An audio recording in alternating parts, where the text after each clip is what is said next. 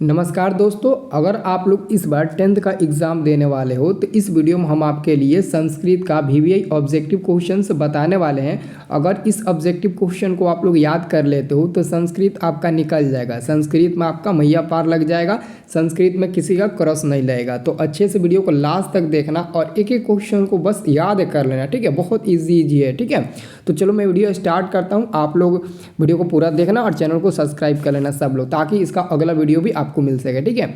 देखो पहला number question है कि मंगलम पाठ के रचनाकार कौन है। मंगलम पाठ के रचनाकार कौन है, तो पहला का आंसर हो जाएगा ऑप्शन नंबर डी वाला, मंगलम पाठ के रचनाकार है महर्षि वेदव्यास, ठीक है। ऐसे ही आपके एग्जाम में भी 4 ऑप्शंस रहेंगे, ठीक है। आप लोग चिंता मत करना, ऑप्शन को देखोगे टिक लगा दोगे, ठीक है। चलो अगला क्वेश्चन देखो, अगला क्वेश्चन है आपका 2 नंबर कि मंगलम पाठ कहाँ से संकलित है। मंगलम पाठ कहाँ से संकलित है, तो दूसरा का आंसर होगा बच्चा सब सी नंबर होगा, उपनिषद से संकलित है। दूसरा का आंसर क्या होगा, सी नंबर। मंगलम पाठ कहाँ से संकलित है, तो उपनिषद से संकलित है। अच्छे से याद कर लेना, सब क्वेश्चन मैं गेस किया हूँ, ठीक है। जैसे कि देख सकते हो दूसरा का आंसर सी होगा, तो मैं नीचे आपको आंसर भी दे दिया हूँ, ताकि अगर किसी बच्चे को PDF की ज़रूरत हो, यानी कि वो बार बार भूल जाता है, तो हमारे ग्रुप के पैड की मदद से ले सकता है। अगर आप लोग अभी तक हमारे ग्रुप पैड में नहीं जुड़े हैं तो पूरे एक साल के लिए आप हमारे ग्रुप पैड में जुड़ जाइए। मात्र 299 रुपये में आपको वहाँ पर संस्कृत ही नहीं, मैथ, संस्कृत, ऑल सब्जेक्ट का आपको ऑब्जेक्टिव सब्जेक्टिव मैथ का वीडियो, जो मैथ में कमजोर है उनके लिए वहाँ पर मैथ का वीडियो मिलेगा, मैथ में मजबूती आपको मिलेगा बनाने के लिए उस ग्रुप पैड की मदद से। तो मात्र 299 पे हम पूरे एक साल के लिए आप हमारे साथ ग्रुप पैड में जुड़ सकते हैं। ग्रुप पैड में जुड़ने के लिए मैं मोबाइल नंबर दे देता हूँ 969377949407। इस नंबर पर व्हाट्सअप कर देना कि सर हमको व्हाट्सअप ग्रुप में जुड़ना है, हम आपको जोड़ देंगे और आप पेमेंट कर दीजिएगा। पेमेंट आप किसी से भी माध्यम से कर सकते हैं, कोई दिक्कत नहीं है, ठीक है। चलो तो अगला क्वेश्चन देखें, अगला क्वेश्चन देखिए जी। अगला क्वेश्चन आपका आता है 3 नंबर प्रश्न का आता है कि पाटलिपुत्र वैभवम पाठ के लेखक कौन है। ये जो पाटलिपुत्र वैभवम जो पाठ है, उस पाठ के जो लेखक है उनका नाम है दामोदर गुप्त। याद रखना, दामोदर गुप्त पाटलिपुत्र वैभवम पाठ के लेखक है, ठीक है। चलो अब देखो अगला क्वेश्चन आपका है 4 नंबर आपका प्रश्न है कि संस्कृत साहित्य लेखिका पाठ के रचनाकार कौन है। संस्कृत साहित्य लेखिका पाठ के रचनाकार कौन है, तो आप लोग बाबू टिक लगाना कि संस्कृत साहित्य लेखिका पाठ के जो लेखक हैं यानी कि रचनाकार है वही लेखक या रचनाकार, तो टिक आप लोग लगाना। ऑप्शन नंबर बी पंडिता क्षमा राव, ठीक है। पंडिता क्षमा राव, आंसर बी नंबर पर टिक लगाना। अगला क्वेश्चन आपका है 5 नंबर क्वेश्चन है आपका शंकर चरितम किसकी रचना है। शंकर चरितम किसकी रचना है, तो 5 का आंसर होगा बी नंबर, इसका भी वही होगा पंडिता क्षमा राव। शंकर चरितम के रचनाकार पंडित क्षमा राव ही है और संस्कृत लेखिका पाठ के रचनाकार भी यही है, ठीक है। एक और क्वेश्चन आएगा, उसका भी आंसर पंडिता क्षमा राव ही होगा। जैसे कि यहाँ पर क्वेश्चन नंबर 6 नंबर देख सकते हैं, सत्याग्रही गीता के रचनाकार कौन है, तो इसका भी आंसर वही होगा पंडिता क्षमा राव। इसका भी आंसर क्या होगा, बी नंबर वाला ही होगा, क्योंकि सत्याग्रही गीता शंकर चरितम इन दोनों के रचनाकार पंडिता क्षमा राव जी है, ठीक है। याद रखना एक बात, आप लोग याद रखना, जो आपका ये संस्कृत सब्जेक्ट है उसमें 100 ऑब्जेक्टिव क्वेश्चन पूछेगा और 100 में से दोस्तों 45 ऑब्जेक्टिव क्वेश्चन आपके बुक से पूछेगा। जो मैं बता रहा हूँ इसी में से 45 ऑब्जेक्टिव क्वेश्चन पूछेगा और 55 ऑब्जेक्टिव क्वेश्चन संधि समास इन सभी को मिलाकर संस्कृत सहचर से ले लेगा, इन सभी से मिलाकर 55 पूछेगा। तो बहुत ईजी है इस 45 ऑब्जेक्टिव क्वेश्चन को याद करना, क्योंकि संस्कृत सहचर बहुत कम ही लोगों को समझ में आता है।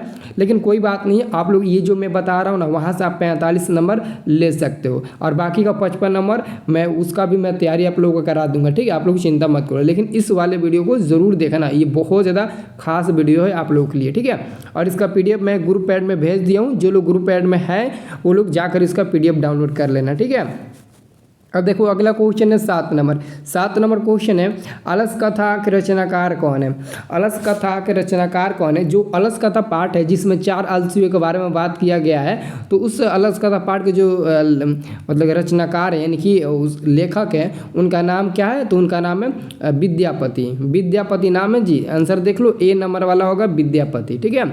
अगला क्वेश्चन है आपका 8 नंबर प्रश्न है कि अलस कथा पाठ किस ग्रंथ से संकलित है। ये जो अलस कथा जो पाठ है उस पाठ में दोस्तों पुरुष परीक्षा से संकलित मतलब कि चर्चा किया गया है, यानी कि किस ग्रंथ से संकलित है तो पुरुष परीक्षा। याद रखना पुरुष परीक्षा, क्योंकि अलस कथा पाठ में 4 अलसियों के बारे में वर्णन किया गया है और उन 4 अलसियों का परीक्षा लिया जाता है, इसलिए पुरुष परीक्षा हम नाम रख दिए हैं। ठीक है, चलो अगला क्वेश्चन देखो, सबका मैं आंसर दिया हूँ। अगला क्वेश्चन है कि भारत महिमा पाठ के रचनाकार कौन है। भारत महिमा पाठ के रचनाकार कौन है, तो बच्चा सब आप लोग याद रखना, भारत महिमा पाठ के रचनाकार हैं doctor Umashankar Sharma. Doctor Umashankar Sharma answer होगा बी नंबर। ठीक है, अगला क्वेश्चन है भारत महिमा पाठ किस पुराण से संकलित है। भारत महिमा जो पाठ है वो किस पुराण से संकलित है, तो विष्णु पुराण। विष्णु पुराण, भगवत गीता, ये सब आप लोग पढ़े ना, शिव पुराण, विष्णु पुराण, आप सब थोड़ा बहुत पढ़े होंगे लेकिन बहुत लोग नहीं पढ़े होंगे, कोई बात नहीं है, पढ़ लेना।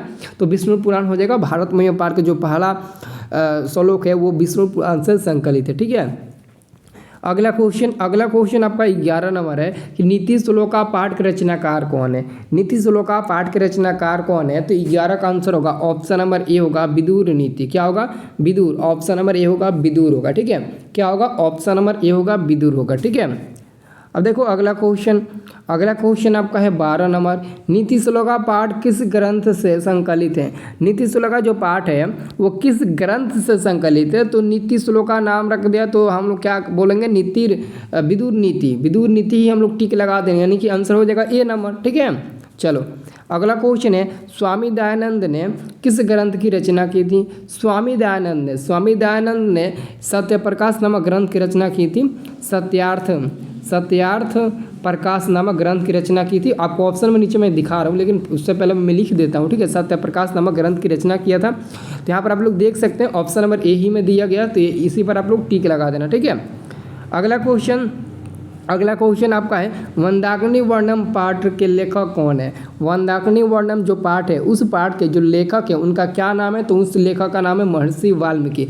वाल्मीकि का तो नाम आप लोग जानते ही होंगे, वाल्मीकि का नाम सब कोई जानता होगा। तो मंदाकिनी वर्णम पाठ के लेखक महर्षि वाल्मीकि जी ही हैं। ठीक है, अगला क्वेश्चन आपका है मंदाकिनी वर्णम पाठ किस ग्रंथ से संकलित है। क्या आप बता सकते हैं मंदाकिनी वर्णम पाठ जो वो किस ग्रंथ से संकलित है। तो थोड़ा दोस्तों ये रामायण से मिलता जुलता है, थोड़ा नहीं बल्कि बहुत सारा, मतलब ये सारे मतलब इसमें टॉपिक जो भी है वो सारे रामायण से मिलते जुलते हैं। ठीक है, क्योंकि रामायण किसने लिखा है आपको पता है ना, तो पता है तो आप लोग आसानी से बता दोगे। अब देखो अगला क्वेश्चन आपका 16 नंबर, ये प्रश्न कहता है कि व्याघ्रपति कथा के रचनाकार कौन है। वहाँ पर दोस्तों आप लोगों ने बताया कि विद्यापति आपने किसका बताया, तो अलस कथा पाठ के लेखक है विद्यापति। तो यहाँ पर व्याघ्रपति कथा का लेखक पूछा गया है, तो हम लोग टिक लगाएंगे नारायण पंडित जो है ना वो व्याघ्रपति कथा के रचनाकार है। तो 16 का आंसर ए नंबर होगा। ठीक है, चलो अगला क्वेश्चन है, अब देखो व्याघ्रपति कथा किस ग्रंथ से संकलित है। ये जो जिस ग्रंथ से संकलित है उसका नाम है हितोपदेश। आंसर ए नंबर पर टिक लगाना। ठीक है, अगला क्वेश्चन है कर्णस्य दानवीरता पाठ के रचनाकार कौन है। कर्णस्य दानवीरता पाठ के रचनाकार कौन है जी, तो हम टिक लगाएंगे भास पर टिक लगाएंगे। किस पर, वेद व्यास पर नहीं बल्कि भास। ऑप्शन नंबर ए होगा, भास जी होंगे। ठीक है, 18 का आंसर क्या होगा, ए नंबर होगा।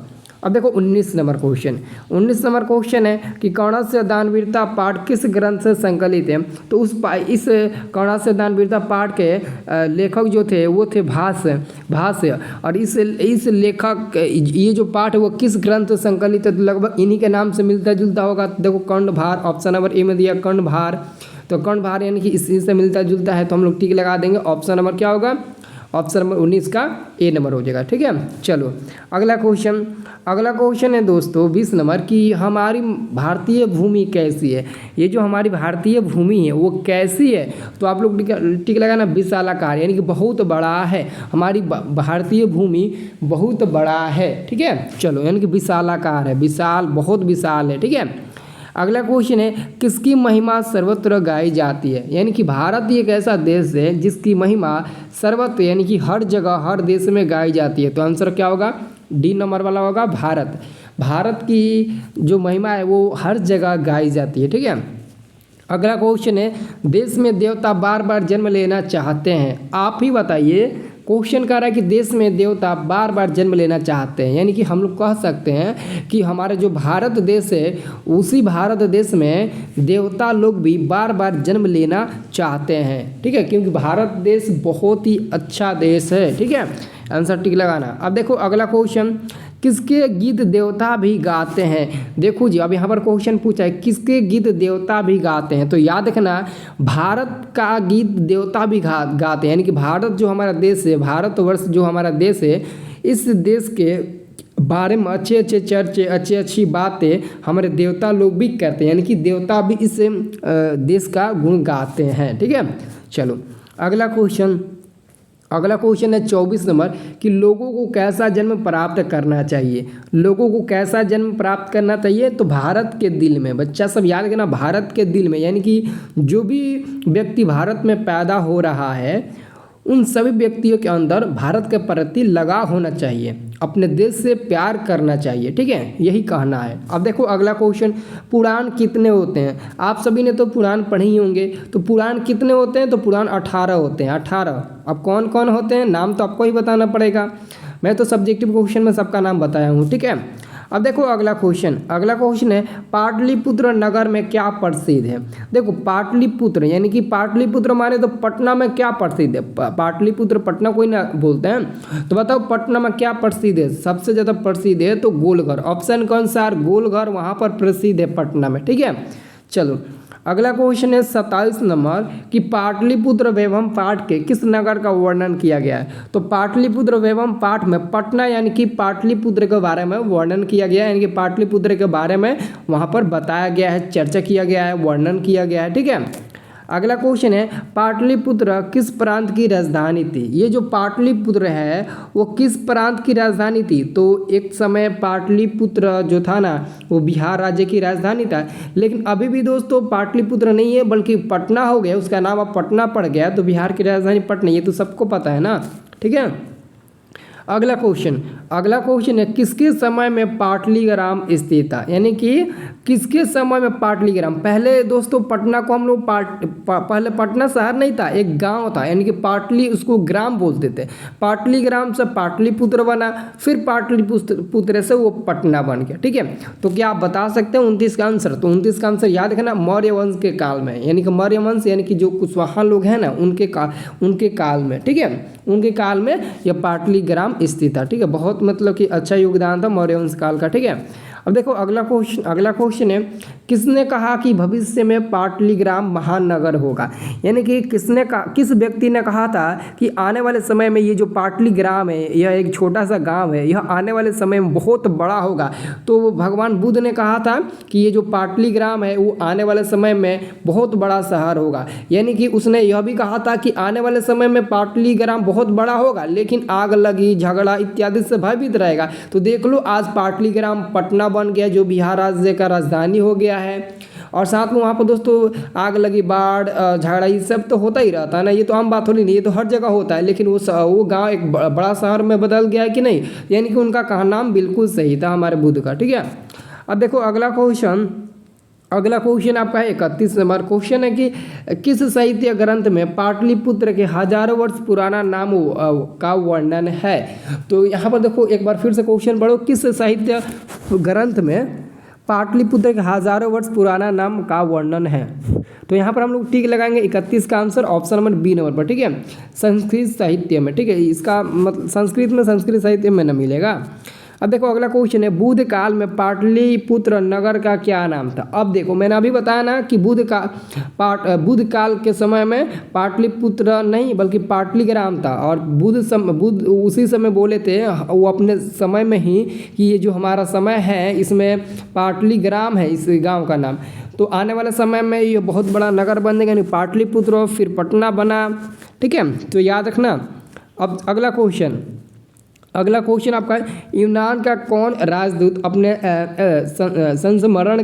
संस्मरण में पाटलिपुत्र का वर्णन किया है। तो मेगास्थनीज नामक व्यक्ति ने, ठीक है, मेगास्थनीज ऑप्शन नंबर आपका होगा डी नंबर वाला, ठीक है, क्या होगा डी नंबर वाला होगा ऑप्शन। अब देखो अगला क्वेश्चन है, सरस्वती का सरस्वती का कुलगिरी कौन सा महानगर था? तो यहाँ पर हमारा आंसर होगा 34 का सी नंबर होगा पाटलिपुत्र जी, पाटलिपुत्र होगा। ठीक है, अगला क्वेश्चन है परिभूत पुरंदम स्थानम, परिभूत पुरंदम स्थानम की संज्ञा किसे दी गई है? यानी कि परिभूत पुरंदम स्थानम की संज्ञा किसे दी गई है? तो यहाँ पर 35 यानी कि इसका आंसर होगा पाटलिपुत्र नगर को, यानी कि ए नंबर वाला होगा पाटलिपुत्र नगर को। ठीक है, अब देखो अगला क्वेश्चन है कुसुमपुर एवं पुष्पपुर किस नगर का प्राचीन नाम है? देखो जी, ये जो पटना है यानी कि पाटलिपुत्र है, पाटलिपुत्र का प्राचीन नाम कुसुमपुर और पुष्पपुर भी है। और कभी कभी पूछता है कि पाटलिपुत्र का नाम पुष्पपुर क्यों पड़ा था? तो फूल से संबंधित है, आप लोगों को मैं सब्जेक्टिव में बता दूंगा। ठीक है, अगला क्वेश्चन है कि पटना जिसको हम लोग पाटलिपुत्र बोलते हैं, यानी कि पाटलिपुत्र को हम लोग पटना बोलते हैं, तो पाटलिपुत्र यानी कि पटना का इतिहास कितना पुराना है? तो आप लोग टिक लगाना सर 2500 वर्ष पुराना है। पटना का जो इतिहास है वो लगभग 2500 वर्ष पुराना है। ठीक है, अब देखो अगला क्वेश्चन, पटना नगर की पालिका देवी कौन है? देखो पटना नगर की जो पालिका देवी है वो है पटन देवी, और आज भी वहाँ के पटन देवी के नाम से हम लोग पूछते हैं। ठीक है, आज भी पटन देवी प्रसिद्ध है, पटना में पटन देवी। ठीक है, अब देखो अगला क्वेश्चन, पटना का किस दिशा में गंगा नदी बहती है? गंगा नदी का नाम सुने ही होंगे, तो पटना के किस दिशा में गंगा नदी बहती है? तो पटना के उत्तर दिशा जो है ना, उसी उत्तर दिशा में गंगा नदी बहती है। अगला क्वेश्चन है गंगा नदी के ऊपर पटना का किस सेतु का निर्माण हुआ है? तो देखो गंगा नदी के ऊपर पटना में एक सेतु का निर्माण हुआ जिसका नाम है गांधी सेतु। जिसका नाम क्या है जी? गांधी सेतु नाम है, गांधी सेतु। देखो ऑप्शन में दिया होगा गांधी सेतु। ठीक, ऑप्शन में दिया होगा, नीचे देख लेते हैं। हाँ देखो गांधी सेतु यहाँ पर दिया है ना, गांधी सेतु, तो हमारा आंसर हो जाएगा गांधी सेतु। क्या हो जाएगा? हमारा आंसर हो जाएगा सी नंबर गांधी सेतु। ठीक है, अब देखो अगला क्वेश्चन 41 नंबर। ठीक है, 41 नंबर क्वेश्चन कह रहा है कि गांधी सेतु किस महादेश का दीर्घतम सेतु, यानी कि एशिया या फिर यूरोप? तो यहाँ पर आप लोग आंसर टिक लगाना कि एशिया महादेश का सबसे बड़ा और दीर्घतम सेतु कौन सा है? गांधी सेतु किस महादेश का दीर्घतम सेतु है? एशिया, अमेरिका नहीं होगा, अफ्रीका नहीं, यूरोप, एशिया महादेश का। ठीक है, ये आंसर टिक लगाना। ठीक है, सभी बच्चे लोग अच्छे से आंसर टिक लगा लेना। ठीक है, अब देखो अगला क्वेश्चन ए नंबर होगा। अब देखो अगला क्वेश्चन, अब देखो बिहार की राजधानी कहाँ है? ये क्वेश्चन है, तो बिहार की राजधानी कहाँ है? तो पटना है, ऑप्शन नंबर ए होगा, बिहार की राजधानी पटना है।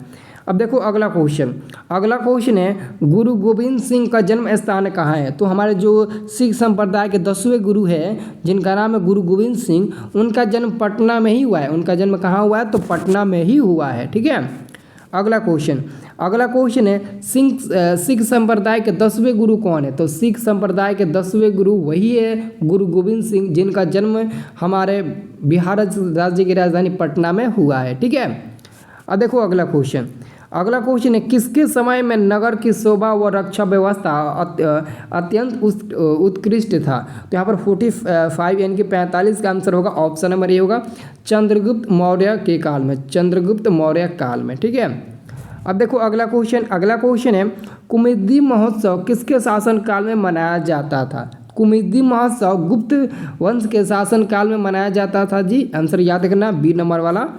अगला क्वेश्चन है कुमुदी महोत्सव किस ऋतु में मनाया जाता है? तो वो शरद ऋतु में, शरद ऋतु दिया है, शरद ऋतु यहाँ पर देखो ऑप्शन नंबर डी नंबर में दिया, तो कुमुदी महोत्सव शरद ऋतु में मनाया जाता है। ठीक है, याद रखना।